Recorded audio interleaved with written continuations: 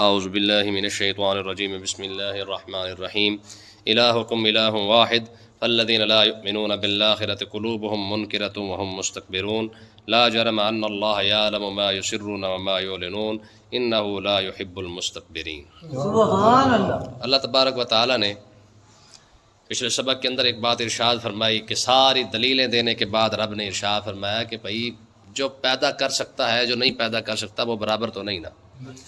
اب یہاں پہ پھر اللہ تعالیٰ نے ارشاد فرمایا کہ یہ جو پیدا کیا جائے سمجھ لو کہ خدا نہیں ہے، ٹھیک ہے۔ خدا کی شان کیا ہے؟ لم یلد ولم یولد، نہ اس کو کسی سے پیدا کیا ہے نہ وہ کسی سے پیدا ہوا ہے، سیدھی سی بات ہے۔ اور آگے کیا فرمایا الہکم الہ واحد، فرمایا تم یہ بات یاد رکھو کہ تمہارا الہ ایک ہی الہ ہے، یعنی تمہارا خدا ایک ہی خدا ہے بس، ٹھیک ہے۔ اس لیے اسے ایک کہہ سکتے ہیں، یکتا کہہ سکتے ہیں۔ فرمایا الہکم الہ واحد، وہ واحد ہے، تنہا ہے، اکیلا ہے، ٹھیک ہے۔ اور فالذین لا یؤمنون بالآخرہ، فرمایا جو لوگ آخرت پر یقین نہیں رکھتے ان کا حال کیا ہے؟ میں اصل وجہ یہ ہے قلوبہم منکرۃ، ان کے دل منکر ہے۔ ان کے دل کیا ہے؟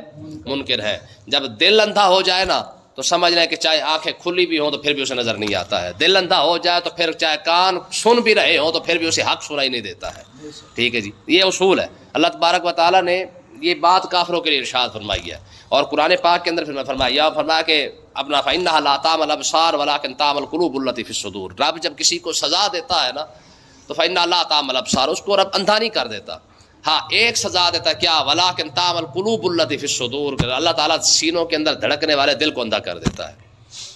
بندہ سوچ سکتا ہے کہ ان کی آنکھوں کے سامنے سارا کچھ ہو رہا ہو، معجزات بھی آ رہے ہوں، قرآن بھی نازل ہو رہا ہو، ان کی ہر ڈیمانڈ بھی پوری ہو رہی ہو، اس کے باوجود بھی بندہ جو ہے وہ ایمان نہ لا سکے تو دل کا اندھا ہونا یہی تو ہے، ٹھیک ہے۔ اپنے پاس قرآن ہونے کے باوجود غیروں کی دوسری کتابوں پر علم پر جا کے مر جانا، دل کا اندھا ہونا ہی تو ہے۔ کہ الہامی کتاب انسانوں کے پاس موجود ہو، ایک قوم کے پاس، امت کے پاس، ٹھیک ہے جی، اور ایسی کتاب ہو جس کے بارے میں اپنی زبان سے بندہ کہتا ہو کہ بھائی اس جیسی کتاب کوئی بھی نہیں ہے، اس کے زیر زبر میں تبدیلی نہیں ہو سکتی ہے، یہ واحد خدا کا کلام ہے جو دنیا کے اندر اصلی حالت میں موجود ہے، اور اس کے باوجود دل اندھا ہی تو ہے۔ اتنی شان ماننے کے باوجود بھی بندہ اس کو پڑھنے کے لیے ٹائم ہی نہ نکال سکے، اور دل کا اندھا ہونا کیا ہوتا ہے، ٹھیک ہے جی۔ ایک چیز ہے جس کا پتہ ہی کوئی نہیں ہے، لیکن ایک چیز وہ ہے جو تو ہماری آنکھوں کے سامنے اور ہمارے ہاتھوں کے اندر موجود ہے۔ پتہ بھی ہے کہ یہ خدا کا واحد کلام ہے، یہ بھی پتہ ہے کہ یہ اصلی حالت کے اندر موجود ہے، لیکن ساری زندگی گزر جائے پھر بھی بندے کے پاس اس کو پڑھنے اور سمجھنے کا ٹائم نہ نکلے تو دل اندھا اور کس چیز کا نام ہے بھائی؟ بات سمجھ آئی کہ نہیں آئی ہے؟ تو اللہ تعالیٰ نے کیا ارشاد فرمایا کہ وجہ کیا ہے؟ جن کو آخرت پر ایمان نہیں ہے نا ان کی ایک نشانی کیا ہے؟ قلوبہم منکرہ، ان کے دل ہی منکر ہو چکے ہیں۔ جب دل ہی انکار کر دے، حضور علیہ الصلوۃ نے یہ بخاری پاک کے اندر حدیث پاک ہے، فرمایا اذا فسد الجسد كله اذا صلحت صلح الجسد كله واذا فسدت فسد الجسد كله ولا وهي القلب۔ حضور نے ارشاد فرمایا کہ تمہارے جسم کے اندر ایک ہی ٹکڑا ہے، اگر وہ صحیح ہو جائے تو جسم صحیح ہو جاتا ہے، وہ خراب ہو جائے تو جسم ہی خراب ہو جاتا ہے، کیا؟ دل، الا وهي القلب۔ فرمایا یہ بادشاہ ہے پورے جسم کا، ٹھیک ہے جی۔ اگر یہ صحیح ہے تو پوری رعایا بھی صحیح ہے۔ رعایا مطلب کہ دل اگر بادشاہ صحیح ہے تو ہاتھ یعنی رعایا بھی صحیح، دل صحیح ہے تو رعایا مطلب آنکھ بھی صحیح، دل صحیح ہے تو رعایا کا مطلب کان بھی صحیح، دل صحیح ہے تو پھر قدم بھی صحیح، ٹھیک ہے جی۔ اس دل کا خدا بھلا کرے یہ نہیں ہے اختیار۔ علامہ اقبال رحمۃ اللہ علیہ فرمایا کہ یہ واحد دل ہی ہے، ٹھیک ہے جی۔ بلکہ دل پر تو بہت زیادہ کلام کیا علامہ اقبال نے، تو آپ فرماتے کہ محبت کے لیے دل ڈھونڈ کوئی ٹوٹنے والا، یہ وہ میں ہے جسے رکھتے ہیں نازک آبگینوں میں۔ فرمایا تم دنیا کے اندر مثال دیکھو، کوئی بھی شے ہے نا جب ٹوٹ جائے تو بیکار ہے۔ گلاس لے آئے، شیشے کی پلیٹ اٹھا لیں، تب تک اس کی قیمت ہے جب تک صحیح سلامت ہے، ٹھیک ہے۔ اور دل فرمایا واحد دنیا کی بے انتہا سے انتہا تک قیمتی چیز یہی ہے، جب تک سلامت رہے نکما ہے، جب ٹوٹ جائے تب اس کی قیمت ہے۔ دنیا کی چیزیں ٹوٹنے پر بیکار ہے، اور دل ٹوٹنے پر اس کی قیمت ہے۔ اے دل نہیں ٹوٹنا جڑا آج کل ٹوٹا ہوا ہے جی، وہ ساڑی فلانی کی فلانی کی، یہ دل نہیں۔ رب سے موسیٰ علیہ السلام نے پوچھا تھا کہ پروردگار تو کہاں رہتا ہے؟ فرمایا میں بھی ٹوٹے ہوئے دل میں رہتا ہوں، انا عند المنکسرۃ قلوبہم، فرمایا جو ٹوٹا ہوا دل ہوتا ہے میں اس کے اندر رہتا ہوں۔ کون سا ٹوٹا ہوا؟ وہ ٹوٹا ہوا اور ہوتا ہے، آج تو ٹوٹا ہوا ہے نا، یہ اور ٹوٹا ہوا ہے، ٹھیک ہے۔ تو اللہ تعالیٰ نے کیا ارشاد فرمایا کہ آخرت پر یقین تو بھائی اس بندے کا نہیں ہے جس کا دل انکار کر جائے، ٹھیک ہے، اور اس کی نشانی کیا ہے؟ فرمایا وہ ہم مستکبرون، تکبر کرنے والے وہ لوگ ہیں.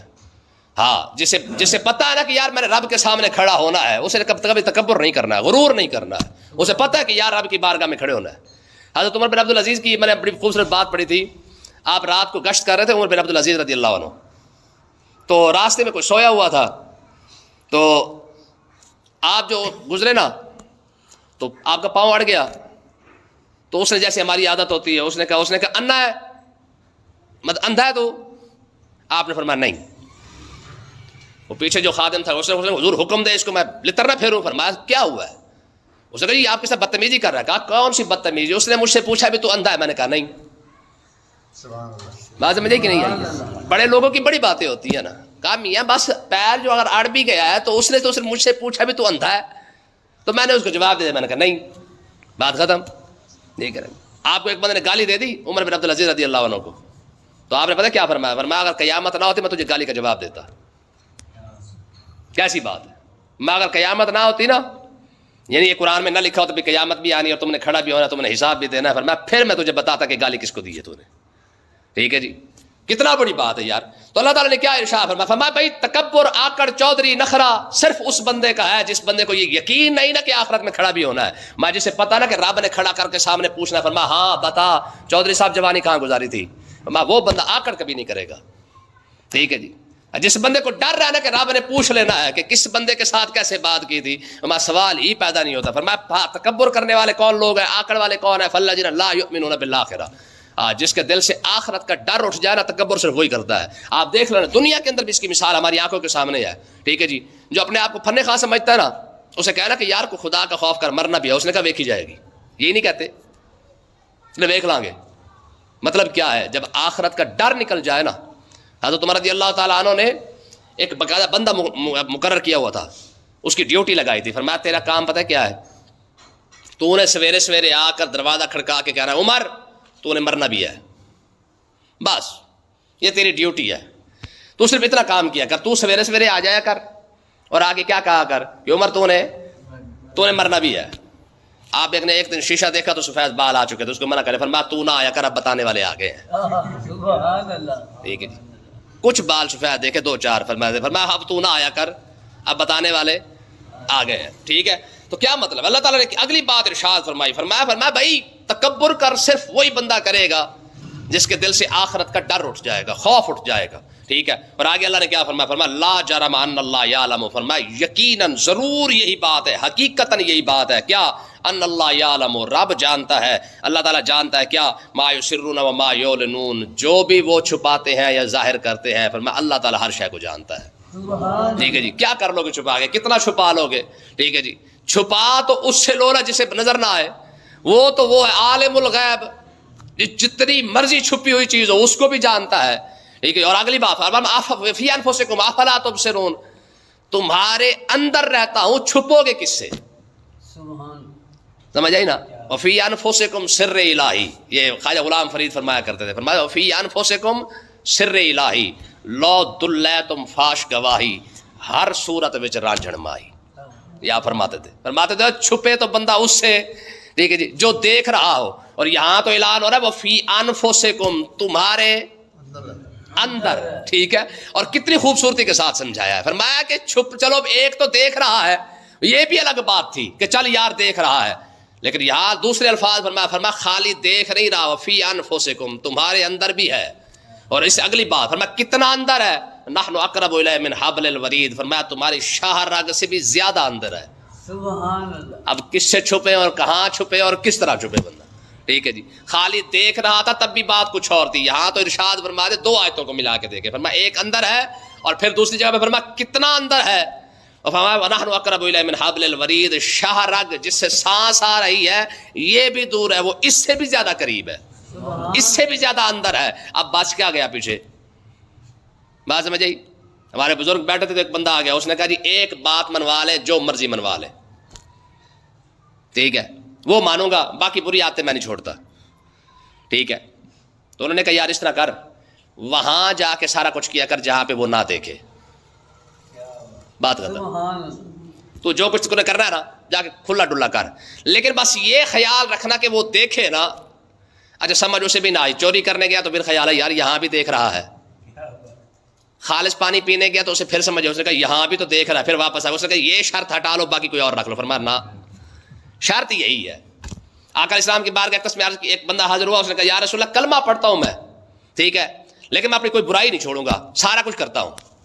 حضور نے ارشاد فرمایا چل ٹھیک ہے، ایک بات تو مانے گا نا، لیکن یار دیکھیں نا جی حضور ایویں نہیں، حضور سے بڑا حکیم کون ہو سکتا ہے، حضور سے بڑا دنا کون ہو سکتا ہے۔ امام محمد رضا خان کہتے ہیں کہ اللہ تعالیٰ نے جتنی عقل ساری کائنات کو عطا فرمائی ہے نا، اس سے زیادہ ترین عقل اللہ تعالیٰ نے اپنے محبوب کو عطا فرمائی ہے۔ بلکہ امام محمد رضا خان کہتے ہیں کہ حضور کی عقل اور پوری کائنات کی عقل کو تولا جائے تو ایسے ہوگا جیسے ریت کے ذرے کو سارا کے سامنے رکھ دیا ہو، ٹھیک ہے۔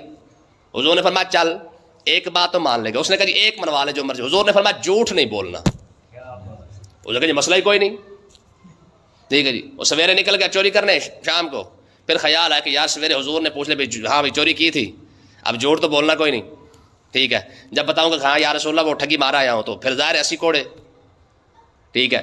پھر شراب پیا تو پھر 80 کوڑے، یا چوری کی سزا جو ہے وہ تو ہاتھ کاٹنا ہے، اور شراب پی کے بتا رہا پھر یعنی جو بھی بات کروں گا اگر سویرے حضور نے پوچھ لیا فلانا کام کیا تھا، اور جھوٹ بولنا کوئی نہیں ہے۔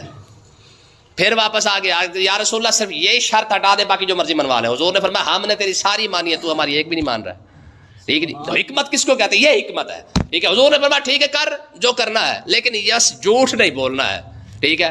تو اللہ تعالیٰ نے کیا ارشاد فرمایا؟ فرمایا لا جرم، بھائی حقیقت سچی بات یہی ہے کیا، ان اللہ یعلم، رب جانتا ہے کس بات کو، ما یسرون و ما یعلنون، جو ماہ رمضان میں کما رہے ہو اور جو ماہ رمضان کے بعد کما رہے ہو، کتنا منافع آ رہا ہے تجھے تو پتا ہے نا، جو چھپا رہا ہے وہ بھی تجھے پتا ہے کہ پیچھے سبزی کتنے کی آئی ہے، پیچھے فروٹ کتنے کا آیا ہے، پیچھے تجھے اصل قیمت کیا ہے، اور آگے تو کیا بتا رہا ہے، سارا کچھ رب تو جانتا ہے نا۔ چلو اب گاہک کو نہیں پتا نا، کپڑے والے دکان پہ چلے جائے 100 بلب لگا رکھا ہے، تجھے پتا نا کہ صحیح کپڑا کون سا ہے، تجھے پتا نا کہ صحیح برتن کون سا ہے، تجھے پتا ہے کہ صحیح فروٹ کون سا ہے، تجھے پتا ہے کہ پچھلا ریٹ کیا ہے، اگلا ریٹ تو کیا دینے لگا ہے۔ فرمایا ما یسرون و ما یعلنون، جو چھپا رہے ہو اور جو دکھا رہے ہو، رب دونوں کو۔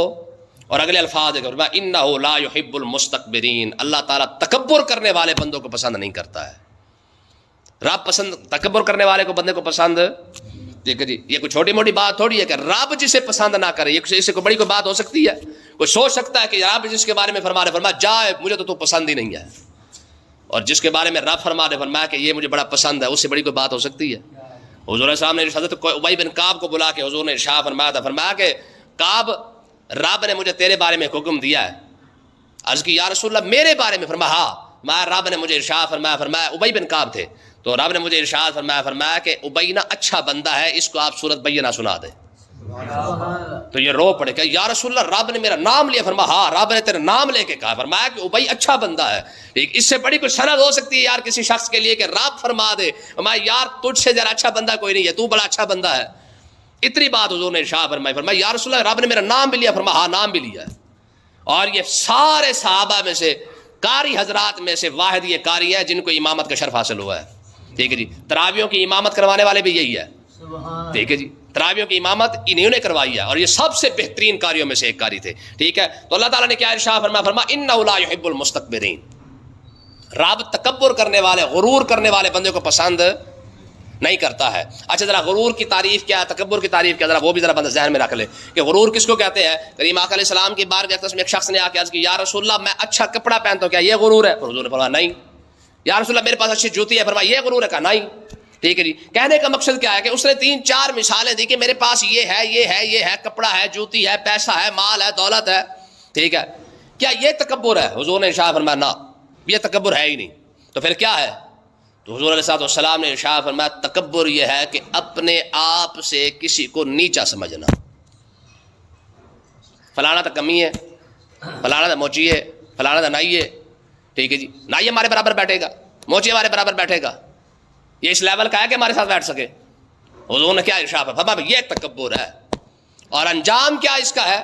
حضور نے ارشاد فرمایا قیامت والے دن جن لوگوں نے تکبر کیا ہوگا نا اللہ تعالیٰ انہیں چوٹیوں کی شکل میں کھڑا کرے گا، اور پورے بزم محشر کو کہا جائے گا شابش بھائی جس نے جہاں بھی جانا ہے نا، نیکی مانگنے جانا ہے، جان چھڑوانے جانا ہے، نبیوں کے پاس جانا ہے، جہاں بھی آنا جانا ہے، ان کو لتاڑ کے جانا ہے، یہ انجام متکبرین کا ہے، اور قیامت والے دن یہ الفاظ باقاعدہ گونجیں گے، فرمایا این الجبارون این المتکبرون، وہ تکبر کرنے والے کہاں ہیں؟ وہ جو اپنے آپ کو بڑا سمجھتے تھے نا، بھائی ہم تو بڑے پنے خواہ ہیں، ہم تو بڑے چودھری ہیں، ہم سے بڑا تو ہے ہی کوئی نہیں، ٹھیک ہے؟